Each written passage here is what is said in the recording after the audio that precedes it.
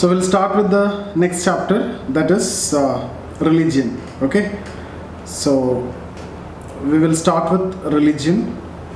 So here we will basically see what are the theories of religion. Okay, see, some psychological theories are there, some socio-intellectual theories are there. So we are not much concerned about psychological theories like religion is explained in terms of fear, etc. Okay, intellectual theories we are not interested in. We are only interested in sociological theories. Okay, and when we talk about sociological theories, we already know three important theories. What are they?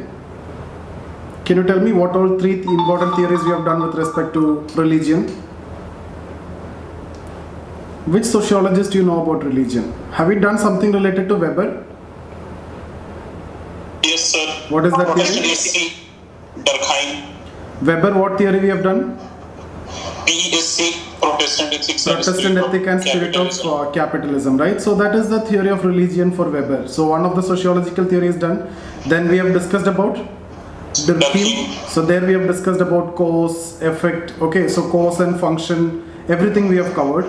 And then we have also talked about Marx. Although Marx, it is not directly there in your syllabus, but we have actually mentioned that religion as part of superstructure, right? It is actually shaped by economic infrastructure. So religion comes here. Okay, so it will help in the functioning of economic infrastructure. So religion is actually created by the capitalist and it acts as the opium of masses. It is opiating the masses. So that's the Marxian understanding of religion. So three main sociological theories of religion we have already covered.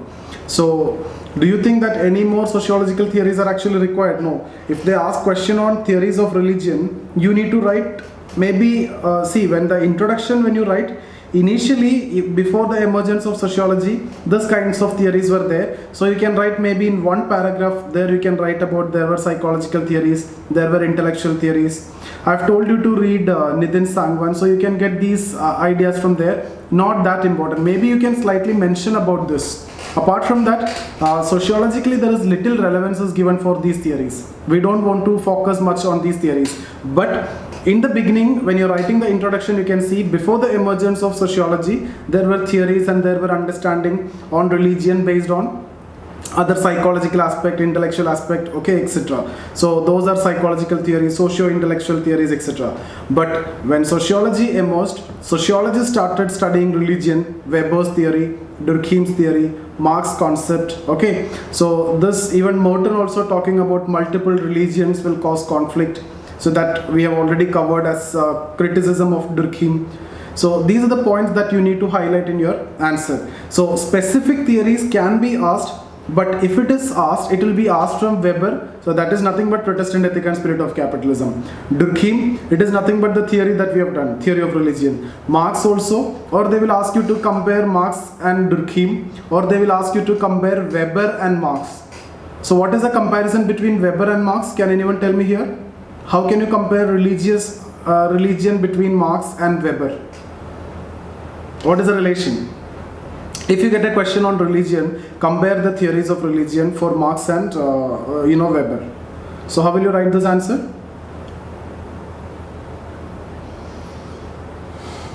Yeah, we have done thinkers so well. And Sir, Weber said that capitalism created religion, and the Marx said Weber said that religion created capitalism, and Marx said the opposite thing. Yeah, so that reverse relationship. You need to stress on the reverse relationship, right? Marx said yes, it is the capitalism or the economic infrastructure. This created religion because religion is going to help in the functioning of capitalism.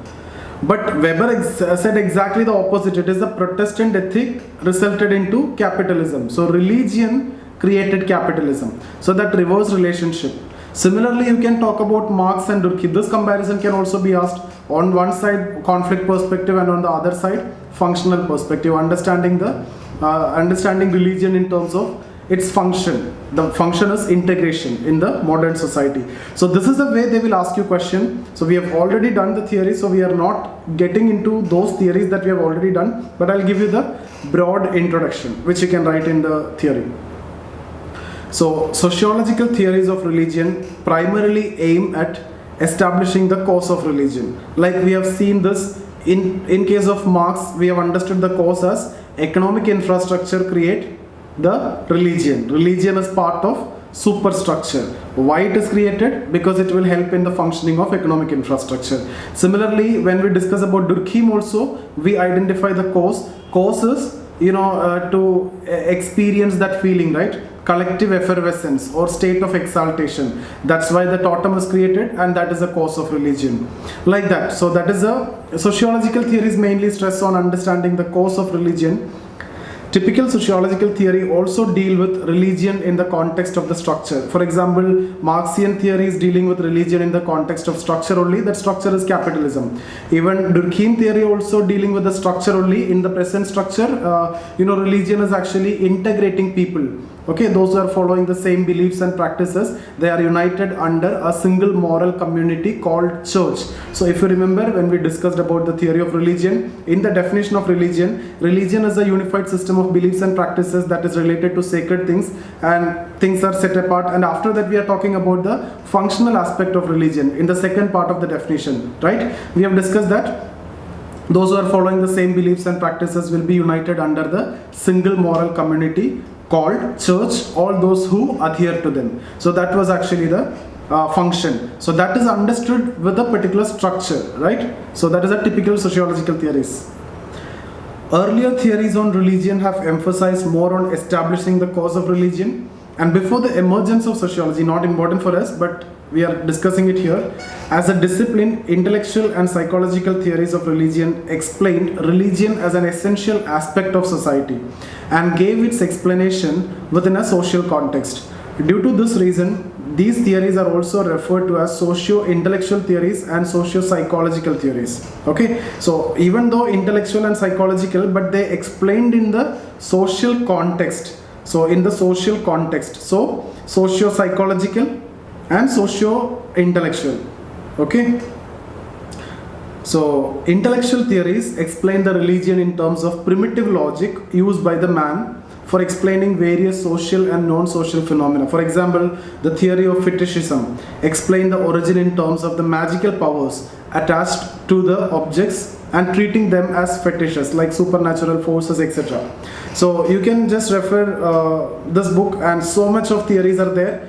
You will not be asked any question from this psychological theories, okay, or intellectual theories, but still you can have a general reading like what is fetishism, what is theory of fetishism, what is theory of fear. Okay, so these things you can read out of your interest. Not now you just need to focus only on sociological theories and thinkers. Maybe after prelims, if you have time, just go through it. Okay, psychological theories establish the cause in terms of particular mental state like fear, etc. Right? Here the primacy is given to various psychological states like fear, uncertainty, anxiety, the feelings, guilt, emotional aspect, etc. Psychological theories also involve a sort of reaction to the part of primitive man. Even to an extent, Durkheim theory is also psychological only, because he is talking in terms of that feeling, right? The feeling which the primitive men want to re-experience. That is actually the cause of religion.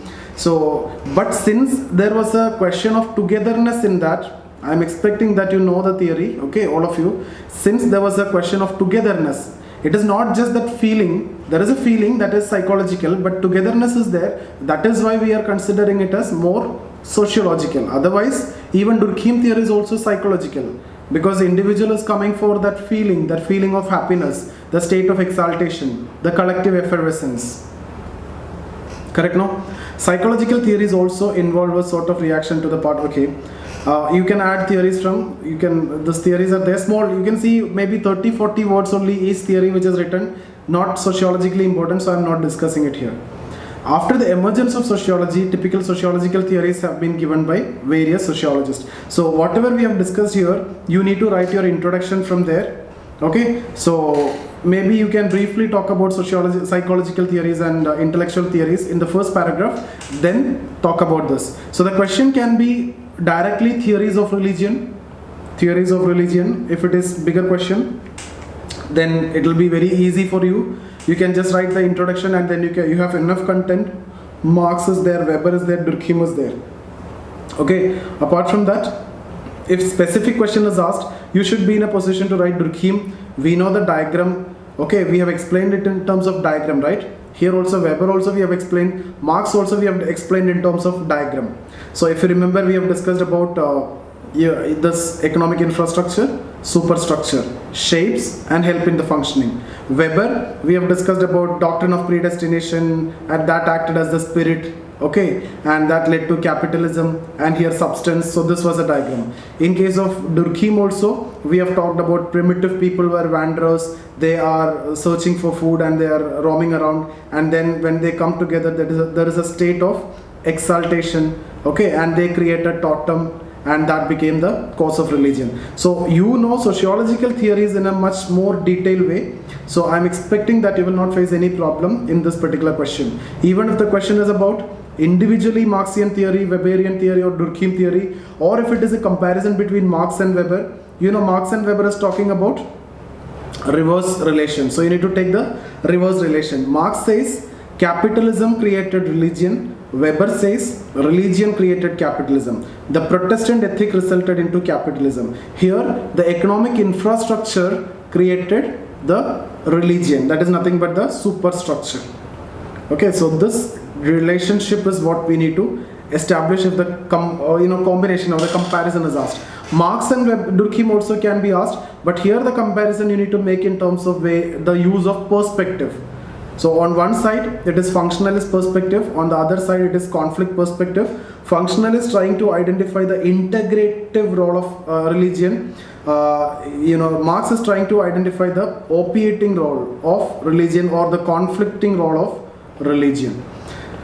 So this is the understanding that you need to have. Now see, once you're done with thinkers in a good way, you have to capitalize on it. Every chapter now is connected to thinkers only. So once you have done already in a good way, you need to be in a position to use directly from there. It's all about interconnectedness, right? So you need to be in a position to connect things logically. So there is no extra burden for you now for this chapter. So that's about the theories of religion.